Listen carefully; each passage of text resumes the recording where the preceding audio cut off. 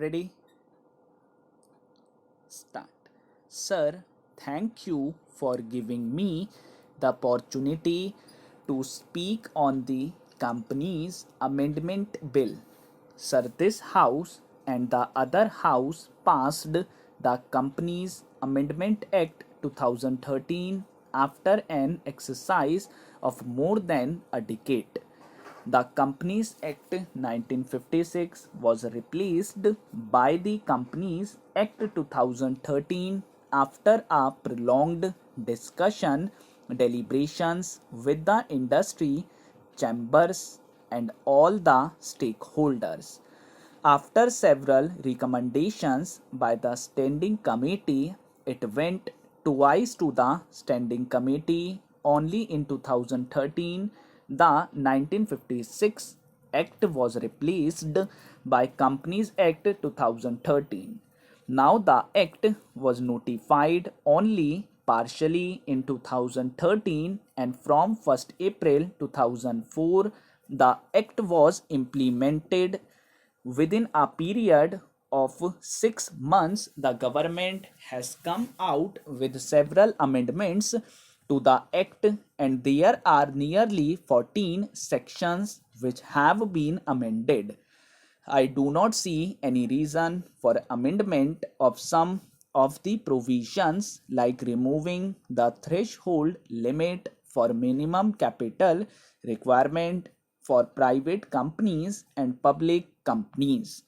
The previous act clearly says that the private companies should have a minimum capital of 1 lakh and the public companies should have a minimum capital of 5 lakh. This was a provision introduced to curb the shell companies and to put restrictions while incorporating the companies. This has been removed, and then there is no capital requirement envisaged in the present amendment for incorporating a company. Then the next amendment is not making the common seal mandatory. The common seal is a seal which authenticates all documents of a company, and that is a seal which is required to be authenticated, and that has been made optional. I do not see any reason for this change. Then I welcome that section 76A has been added to protect the depositors and to make the offense a cognizable offense under section 447. We have to protect the depositors. Of course, the original section, which is section 76, has the provision to protect them, but now more transparency has been brought in. I welcomed it. As far as section 188 is concerned, where an agreement to be filed in certain cases, special resolution was necessary, which was very important. This has been removed. If these provisions can be passed with an ordinary resolution, I feel that this amendment is not necessary. Sir, an important amendment has been brought in to sections 143 of the Companies Act. The present act before amendment has made it mandatory for the auditors to report all frauds to the central government. Through this amendment, a threshold limit has been laid. Now, fraud up to a certain threshold limit only will be informed by the auditors to the central government, and frauds below the threshold limit will be reported to the company by the auditors and to the audit committee.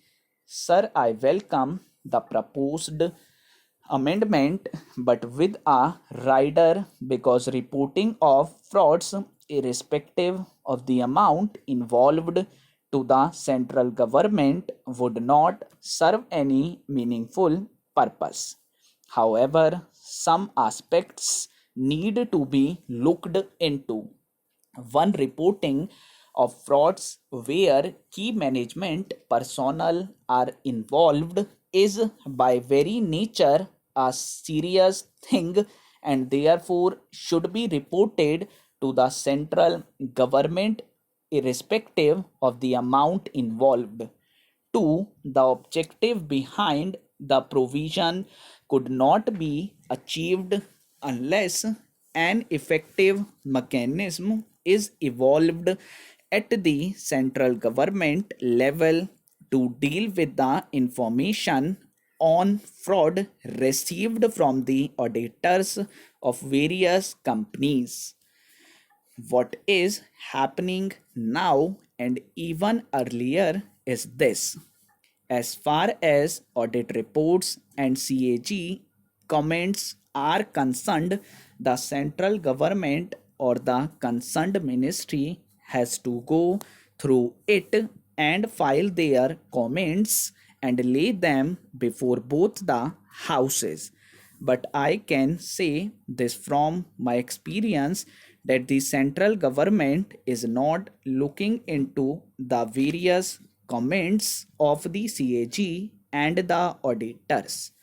By bringing this reporting provision, you should strengthen the mechanism to go through fraud and take action within the central government. The proposed amendment should also require to disclose details of frauds reported to the government that are more serious in the board's report. The board report should also contain whatever the auditor reported. Sir, the entire responsibility of detecting fraud has been given to the auditors. Auditing of a company is not a fraud detecting job.